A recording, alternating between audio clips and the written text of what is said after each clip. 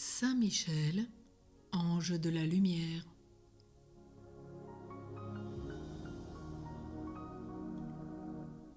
Les âmes de notre temps, absorbées dans les préoccupations de la vie, emportées par le courant des choses présentes, ne voient rien au-delà des plaisirs, des richesses, des honneurs, des espérances de la terre. Leur vie, assurément, est une vie sans lumière. Elle est le jouet de fausses lueurs, de mirages mensongers, d'illusions décevantes. Nos savants ont fait de merveilleuses découvertes. Or, ni en bas, ni en haut, ils n'ont trouvé Dieu. Nulle part ils n'ont discerné sa présence et son action. Il leur manque pour cela le rayon qui descend du ciel et fait apparaître la création dans sa véritable auréole. Elle devient alors le miroir des choses divines, un livre plein de Dieu. Les hommes affamés de jouissance, à genoux devant les créatures, leur demandent le bonheur. Or, ils y rencontrent des inquiétudes dévorantes et de profondes amertumes. Il leur manque la lumière du Christ qui fait comprendre le cœur humain, ce cœur capable d'aspiration infinie et que seul Dieu peut satisfaire. Si le cœur a soif de bonheur, l'esprit a soif de lumière. La vérité est son besoin, sa vie. Sans elle, il souffre et languit, comme la nature souffre et languit lorsque le soleil a disparu de ses horizons. Or, combien d'hommes ne discernent pas la vérité et combien se demandent où elle est? Semblables aux aveugles, ils demandent ce qu'est le soleil et quel bienfait il apporte au monde. Il leur manque la lumière de la vérité qui délivre et qui sauve, dissipe tout nuage et perce toute ténèbre. Il leur manque aujourd'hui, dans ce discernement face à la lumière, dans tout le monde occulte auquel ils sont plongés, horoscope, magie, sorcellerie, divination, reiki, ouverture de chakra, où il prie même Bouddha, radiesthésie, magnétisme et tant d'autres choses.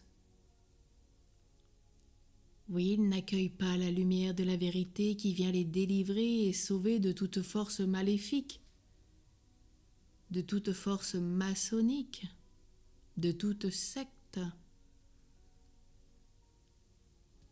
À ceux qui ne savent plus distinguer la vérité, ajoutons ceux qui ne savent plus ce qu'est le bien et ce qu'est le mal. Ne sommes-nous pas à un temps où toute vérité est diminuée, transformée, falsifiée? Le monde s'est fait un évangile et un code de morale où chaque vice trouve un prétexte, une excuse. Il manque au monde la lumière divine qui montre le bien et le fait aimer, montre le mal et le fait haïr. Au milieu de ces ténèbres qui, chaque jour plus épaisses, enveloppent la société et portent la nuit dans les âmes, Saint Michel fait briller aux yeux du chrétien le pur soleil de la vérité. Il est l'ange de la lumière, l'ange de la foi. Saint Jean parle de lui quand il dit « J'ai vu l'ange dont le visage étincelait, comme le soleil. » Apocalypse, chapitre 10, verset 1. Dieu l'a revêtu de cette lumière dont l'ange déchu avait été jusque-là l'incandescent foyer et réflecteur puissant de la lumière divine. Il est chargé de la projeter par une merveilleuse irradiation à travers la création tout entière. L'ange rebelle poursuit sans relâche son but, jeter dans les esprits le doute, l'incrédulité. Il est l'ange du mensonge, l'ange des ténèbres. son éternel vainqueur déjoue ses noirs complots en répandant partout la lumière. Il éclaire les âmes, dissipe leur incertitude et les fait s'épanouir dans les clartés surnaturelles. Au ciel, au cri de Saint-Michel, la lumière jaillit éblouissante, et les anges virent Dieu au milieu de sa gloire inaltérable. Ils crurent et ils les adorèrent.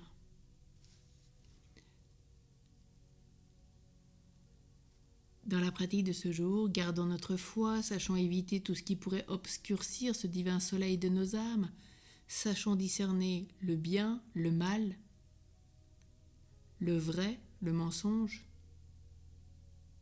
ce qui est bon et ne l'est pas. Quittons toute forme d'occultisme. Dans l'histoire de ce jour, saint Aubert, ayant bâti donc sur le mont Tombe, le mont Saint-Michel, le sanctuaire demandé par l'archange, envoya d'un de ses chanoines chercher des reliques au mont Gargan en Italie. Ils rapportèrent un fragment du voile que saint Michel avait placé sur l'autel de la crypte et un morceau du marbre sur lequel il avait laissé l'empreinte de ses pas. Au passage de ces dons précieux, les foules s'émurent et la confiance en saint Michel obtint à plusieurs malades la guérison de leur infirmité.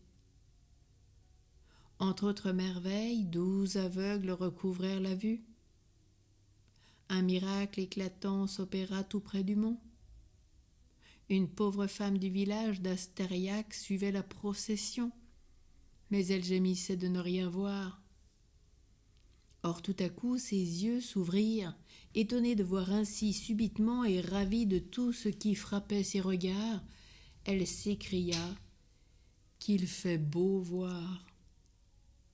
D'après la tradition, ce miracle et ce cri auraient donné à ce village le nom de Beauvoir qu'il porte maintenant.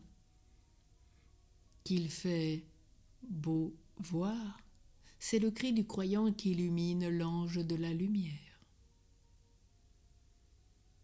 Prions. Cette prière est dans l'offertoire de la messe des morts. Archange glorieux, tu es le prince de la lumière, défends notre foi contre les entreprises de l'esprit de ténèbres.